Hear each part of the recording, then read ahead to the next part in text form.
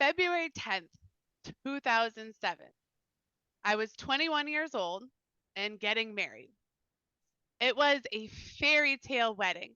Princess dress, floor length white cape with fur trim. There was even a little snow flurry that happened that day that created the perfect photo op. And the reception was a banger of a party. February 5th, 2010, just shy of 3 years later, I was 24 years old and getting divorced. It was amicable. We were both completely, we were too young, not formed enough in who we were as people, but it still hurt. I mourned the future I thought I would have. I felt hollow, not hopeless, but something akin to it. I was hurting, I was embarrassed, and most of all, I felt like a failure. I longed for comfort, something familiar and warm. I got the urge, quite randomly, to go to church. Now, I hadn't been to church for probably 8 years. Growing up, my mom and I went to St. Thomas Aquinas every Sunday because she was raised Catholic. And my dad went to the Protestant church down the street because he was raised Protestant. My mom and I always went to the 11 a.m. Mass that was in the center rather than the 8:30 Mass that was in the chapel. Whatever you're picturing when you think of a Catholic Mass, this was the opposite. There were stackable chairs, casual dress, and a folk band with guitars and drums, and the lyrics projected up on the wall for us to sing and clap along. But going through that divorce, I didn't want happy, folksy time.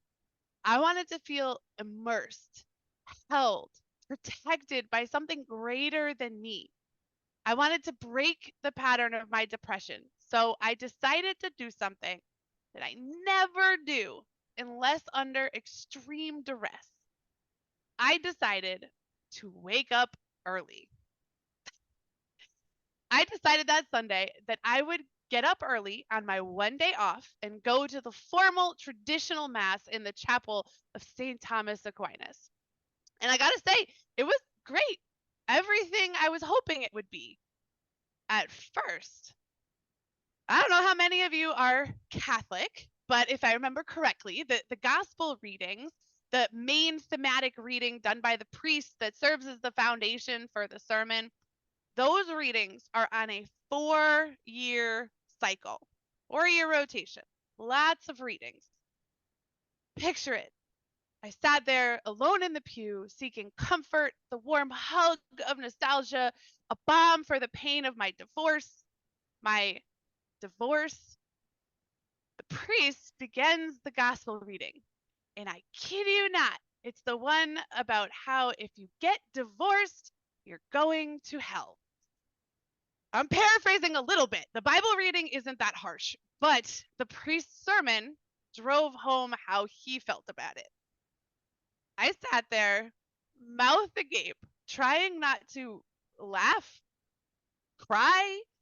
I came for comfort, and this is the homily I get. I mean, seriously, what are the odds? Was God or the universe or whatever speaking that day? The message was very clear. Whatever answer I was looking for, this wasn't it.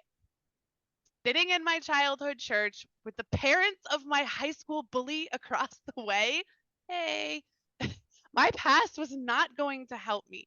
My past couldn't heal me. It could inform my future, but it couldn't fix it. There would be no retreat, no hiding.